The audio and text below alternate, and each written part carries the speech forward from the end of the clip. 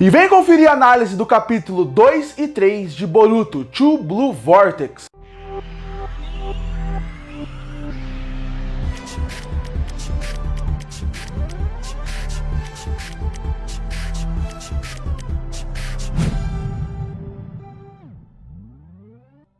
E uma coisa que eu falei quando eu lancei a análise do capítulo 1 de Boruto é que eu não ia fazer uma análise mensal de quando saísse um capítulo de Boruto. Mas se saísse uma coisa interessante, algo que chamasse minha atenção e eu quisesse discutir, aí eu trazia o mangá de volta, falava o que estava acontecendo. E logo no final do capítulo 2, eles já revelaram uma coisa que eu queria discutir, que é o novo Rasengan do Boruto. Mas eu não comentei o capítulo 2, esperei sair o 3 para ver se eles explicavam o que era esse novo Rasengan. Aí eu podia trazer aqui, falando o que é isso, se eu gostei do poder, se eu não gostei, se eu gosto do caminho que o mangá está seguindo. Então o que eu vou fazer? Eu vou fazer que nem eu faço na análise do capítulo 1 de Boruto e que nem eu faço normalmente com as análises de capítulo mensais de Berserk, quando sai o capítulo de Berserk. Eu vou analisar o capítulo 2 como um todo, dar minha opinião sobre ele, analisar o capítulo 3, falar sobre ele e no final eu dou minha opinião geral, se eu tô gostando desse começo de Boruto True Blue Vortex e também falar um pouco o que eu achei do novo Rasengan, se eu gostei do formato que fizeram, se eu não gostei, se acho que é algo funcional e a partir daí vamos analisar os capítulos. Bom,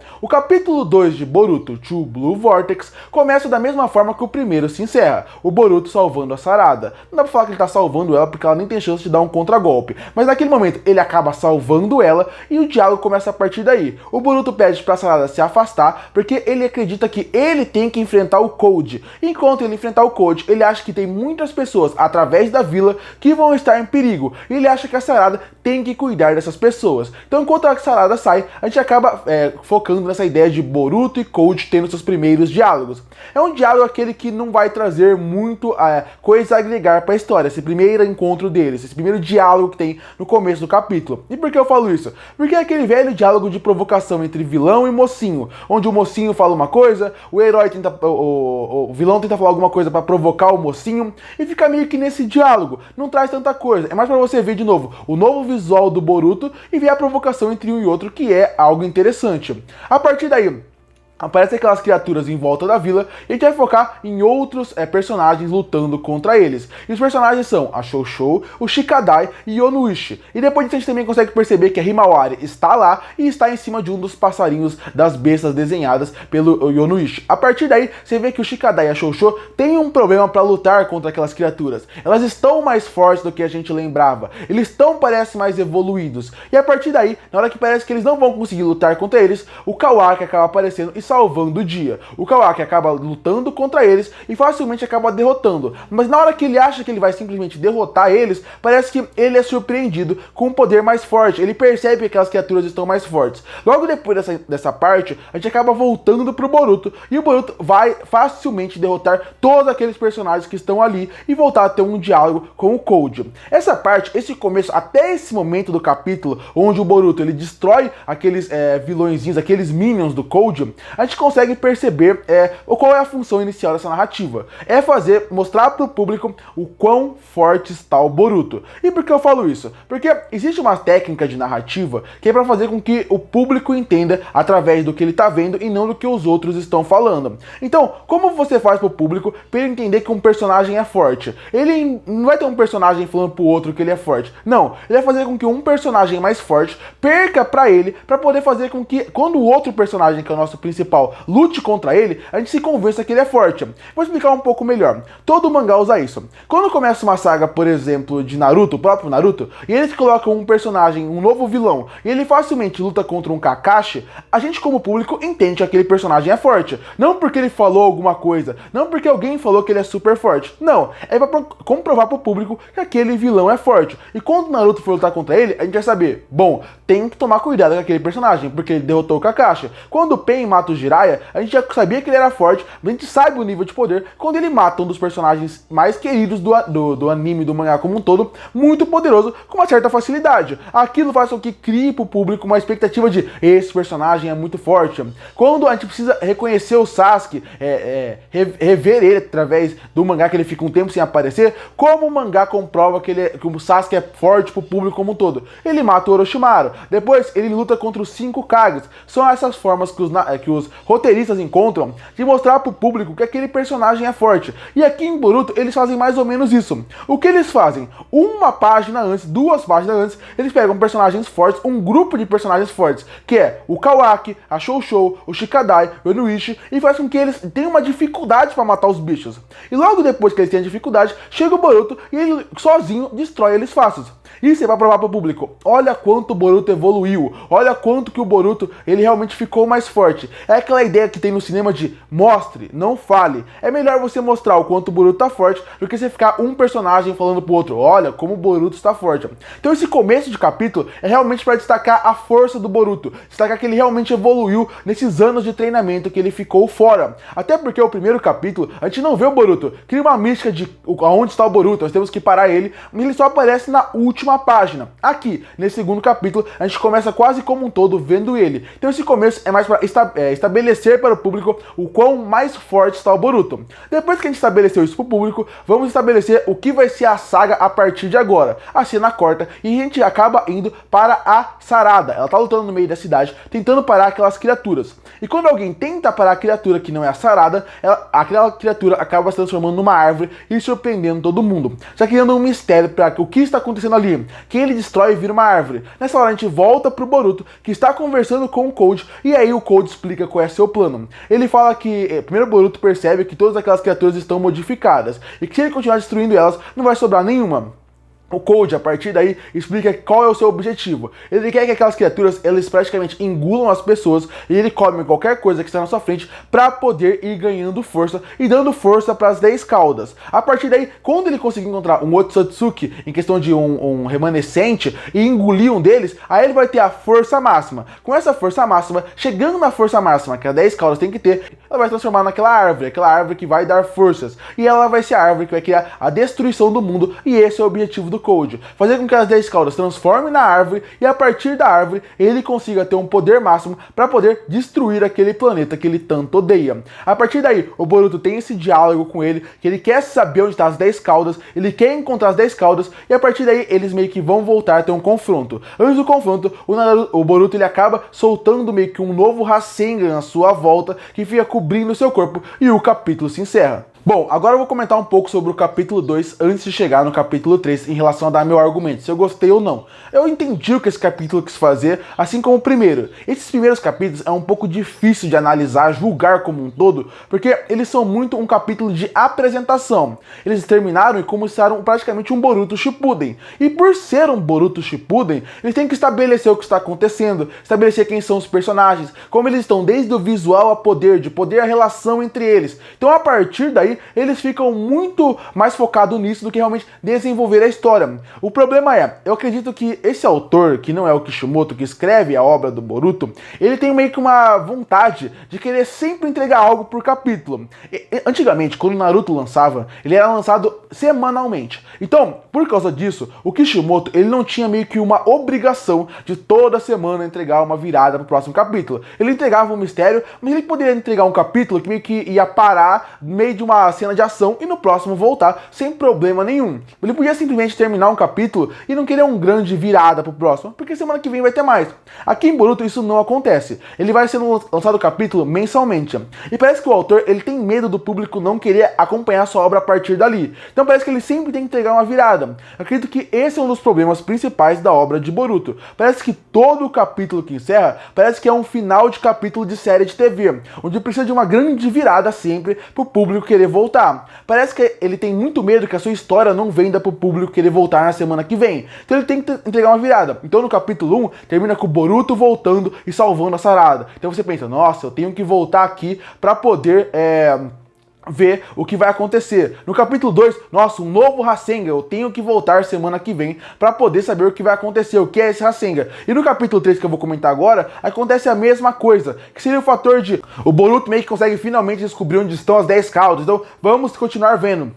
Eu acho que às vezes os capítulos dele parecem muito um seriado de TV, onde tem que ter começo, meio e fim. Parece que não tem uma longevidade para uma próxima página. Parece que ele não para desenvolver os personagens. Parece que tudo tem que acontecer naquela hora. E esse capítulo, esse capítulo 2 e o 3 mostram muito isso. O 2, ele fica muito mais apresentando as coisas do que parar para desenvolver. A vila é uma coisa meio viva em Naruto em vários momentos. Quando o Kishimoto quer realmente trabalhar a vila, ele consegue trabalhar bem a vila, os personagens secundários. Aqui parece que tem poucos personagens secundários e ele foca só nos filhos. A vila parece que é 2 corredores e isso incomoda um pouco. Eu acho que, já que é um capítulo por mês, ele poderia escrever mais páginas e dar mais tempo para diálogos. O reencontro de Sarada e Boruto podia ser algo um pouquinho mais extenso. Com o Kawaki no próximo capítulo, que vai se reencontrar com o Boruto, é algo mais extenso. Então, para mim, o capítulo 2, ele não é ruim. Eu sei que ele tá fazendo a função dele de mostrar o poder do Boruto, estabelecer o que vai ser a saga a partir de agora, mas ele mostra muito essa pressa do autor de querer fazer tudo no mesmo capítulo. É muita coisa para um capítulo só. E, de novo, parece que é aquele medo do autor de eu tenho que entregar toda hora uma grande virada para manter o público focado aqui. Para mim não é um capítulo ruim, mas essa pressa do autor acaba apressando algumas coisas que, se trabalhadas um pouco melhor, talvez funcionaria melhor. E aí a gente chega no capítulo 3. E o capítulo 3 já começa mostrando o Rasengan. Ele chama Rasengan Uzuriko. E vamos primeiro explicar qual que é a técnica dele. Mais da metade do capítulo é focado no Cold versus o Boruto, mostrando a luta entre eles pra gente poder entender qual que é o poder. No começo, a gente vê que é um Rasengan que fica em volta do corpo do Boruto. E aí o Cold, ele tenta enfrentar o Boruto de cara. Mas no começo, quando ele tenta enfrentar, ele nunca consegue acertar o Boruto. No começo, parece que o Boruto é muito rápido. Rápido a ponto de ele nunca conseguir acertar. Até que o momento, parece que a hora que ele acha que ele acertou, ele não consegue acertar. E a partir daí, o Boruto acaba acertando o Rasengan no Cold, que fica meio que rodando infinitamente. E a partir daí, o Boruto explica qual que é o seu Rasengan. Qual que é a função dele. Ele conseguiu fazer com que o Rasengan, que normalmente como é que é o Rasengan normalmente? Ele pega a rotação, ele pega meio que a natureza, vamos dizer assim. E a rotação é através daquela natureza. O Rasengan do Boruto, ele é um pouco diferente, o novo que ele criou. Ele seria usando a rotação da Terra. Então o Rasengan dele é meio como se ele usasse toda a força da Terra para usar a sua rotação para fazer com que ele funcione. Então ele consegue fazer com que rode infinitamente se ele quisesse. E é meio que isso que depois o Daemon e a Aida acabam conversando, falando um pouco de como funciona esse poder. Ele usa a rotação da Terra. Ele consegue fazer com que o Rasengan dele meio que converse com essa rotação. Então praticamente você teria que parar a Terra para fazer com que ele parasse. E a partir daí, o Boruto consegue falar até... depois que eles dois têm essa cena meio expositiva entre a Aida e o Daemon, a gente consegue ver um pouco o Boruto explicando um pouco mais. Vale destacar uma coisa. O Daemon menciona uma coisa muito interessante nessa parte, que é... ele sentiu até estremecer quando o Boruto começou a usar o Rasengan, para mostrar qual é a força dele e como realmente a conexão do seu Rasengan é muito forte com a Terra como um todo. A partir daí, o Boruto volta a usar o seu Rasengan, que ele está explicando como é que é, e ele fala como é que acontece. Ele fala que se ele quiser, ele consegue parar o Rasengan. Se ele não quiser parar o seu Rasengan, a pessoa vai ficar rodando para sempre até ela acabar morrendo, talvez sufocada, talvez por nunca conseguir sair daquele lugar. Então o Rasengan é diferente, é interessante. É meio como se fosse uma rotação infinita, que mistura todos os poderes do Rasengan até agora. Você tem o poder do ar, o poder meio que a junção dos poderes quando o Boruto fez o Rasen Shuriken, ao mesmo tempo que você tem o poder do Boruto, que seria a ideia do seu Rasengan invisível, e talvez por ele estar envolto desse Rasengan, que mistura o Rasengan dele com a rotação da Terra, isso também ajude ele a ficar invisível, para as pessoas não conseguirem alcançar ele, é uma coisa bem interessante. Depois dessa sequência e o Cold meio que ficando para trás dele, todos os personagens e o Boruto volta a questionar ele aonde estão as 12 caudas, porque essa sequência inteira é meio que o Boruto fazendo um show-off. Toda hora ele fala que ele pode matar o Cold quando ele quiser. Ele não vai matar, e que a única forma dele não matar ele seria se ele falasse onde é as 10 caudas. Então fica meio que um show-off. O Cold querendo mostrar que é maior, e o Boruto mostrando que ele pode matar ele como quiser. Realmente, o Boruto nessa parte parece bastante o Sasuke nos seus diálogos. Como ele fala que pode matar quando quiser, um pouco de arrogância na fala, e isso acaba sendo interessante pro personagem, que é uma nova construção pra ele. Tanto que, tanto pra mostrar que ele tá virando um Sasuke, desde a cicatriz no olho, passando pelo seu vestimento, da sua capa, que logo depois dessa sequência, todos os personagens que estavam no capítulo anterior, Shikadai, Shoushou, Inuishi, você também tem o Kawaki, a Himawari, todos eles que estão ali, eles acabam aparecendo e querendo confrontar o Boruto. A partir daí tem um confronto em questão de diálogos, tentam criar uma cena de irmãos ali, né? Porque é Kawaki, Himawari, Boruto, os três conversando para mostrar que eles ainda têm um sentimento. Vale destacar que no primeiro capítulo a Himawari destacou que ela não tinha nada contra o Boruto, e a partir daí, quando acaba tendo essa cena, o Koji acaba meio que enganando eles e acaba fugindo. Ele foge jogando uma daquelas criaturas em cima deles. Quando ele foge, ainda vai ter um diálogo ali entre o Kawaki e o Boruto, que também não leva muita coisa, é mais aquele diálogo de provocação, que nem é tão bem escrito assim, não é tão desenvolvido assim. E aí, enquanto ele fica fingindo que está conversando, você consegue ver que tem um sapo no ombro do Boruto. Esse sapo, ele acaba falando que ele meio que sabe onde o Koji estava, porque o Boruto, no momento que usou o Rasengan, ele colocou algum rastreador no Koji. Esse rastreador faz com que siga ele. O Koji acaba chegando aonde estão as 10 caudas. Chegando lá, o Boruto acaba percebendo, e na hora que ele chega no momento certo, ele acaba desaparecendo, porque ele sabe aonde está o Koji a partir de agora e onde estão as 10 caudas. E a partir daí, acaba o capítulo. Como eu falei, esse capítulo meio que repete muito o que eu falei do capítulo 2. Ele estabelece os poderes do Rasengan, é legal, eu gostei, achei interessante o conceito do Rasengan, eu quero ver muito mais desse desenvolvimento, mas no fim, esses 3 primeiros capítulos, eles são muito mais de introdução para esse novo arco de Boruto que está aparecendo. O que isso quer dizer? Ele não desenvolveu a história, não desenvolveu os personagens, nem mostrou para onde a saga vai muito. Ele é mais para estabelecer como estão os personagens visualmente, como estão os personagens em relação a poderes, e também estabelecer o que vai acontecer a partir de agora, que vai ser essa luta entre os 3, o Boruto meio que tentando parar o Koji, o Kawaki meio que sendo o vilão do Boruto, o primeiro confronto entre eles, até chegar num ponto final. Então a partir daí fica meio que nessa conexão. O que eu falei, só repito do capítulo 2. É um capítulo ruim, esse terceiro, eu achei ele mais fraco que o segundo. Tudo bem, tem o Rasengan, é interessante o Rasengan novo, mas mesmo assim é um capítulo mais fraco que o segundo. Se fosse como o Kishimoto escrevia a história, que era semanalmente, seria um capítulo melhor, você entenderia. Mas agora, mensalmente, você espera um pouco mais, que ele entregue um pouco mais. Isso ele entrega. Sem contar que ele fica nesse hype pro próximo capítulo sempre. Só que eu fico pensando, e quando acabar Boruto? E quando o Boruto realmente se encerrar, e a gente for ler essa obra como um todo? Que aí não vai ter o hype semanal da gente querer ver o que vai acontecer. A gente já sabe o que aconteceu. A partir daí, você vai ver como a obra vai cair bastante de qualidade. Como você vai perceber que a obra, ela meio que não vai se sustentar sozinha, porque a história de fundo, que seria fazer com que os personagens ficassem mais interessantes, isso eu acho que falta aqui. Sobre o novo Rasengan, eu gostei bastante dele, gostei muito do conceito, e quero ver mais de como vão desenvolver isso. Espero um flashback mostrando como o Boruto aprendeu, porque um dos motivos de fazer com que a gente tenha uma ligação tão forte com o Rasengan, com o Chidori e tantos outros poderes que aparecem ao longo de Naruto, e até Boruto, se você for ver um poder ou outro, é a parte de como vão desenvolvendo esses poderes pra gente criar uma relação com eles. Como, por exemplo, quando o Guy abre os portais, a gente vê como é que foi ele abrir os portais até chegar no final. Então a gente cria uma relação com aqueles poderes. Aqui não, aqui ele simplesmente joga. Espero que tenha uma explicação para poder realmente usar melhor esse poder. Se for só visualmente interessante, mas a explicação for ruim, para mim não funciona. No fim, esse começo de Boruto, esses 3 primeiros capítulos, eu não quero julgar muito, porque de novo, é meio que uma introdução pro que vai acontecer ainda. É a introdução do começo do Shippuden do Boruto. Se eu falar que definitivamente que é ruim, eu tô mentindo, mas tem que ver como é que vai desenvolver. O que me pega muito, o que me deixa muito preocupado, é como o autor meio que conduz a sua narrativa. Mais episódica de uma série de TV do que pensando numa história coesa com começo, meio e fim. Curte para fortalecer o canal, se inscreve para não perder os próximos vídeos. E aí, o que você achou do capítulo 2 e 3 de Boruto? O que você achou do novo Rasengan? Comenta aqui embaixo. Eu volto no próximo vídeo.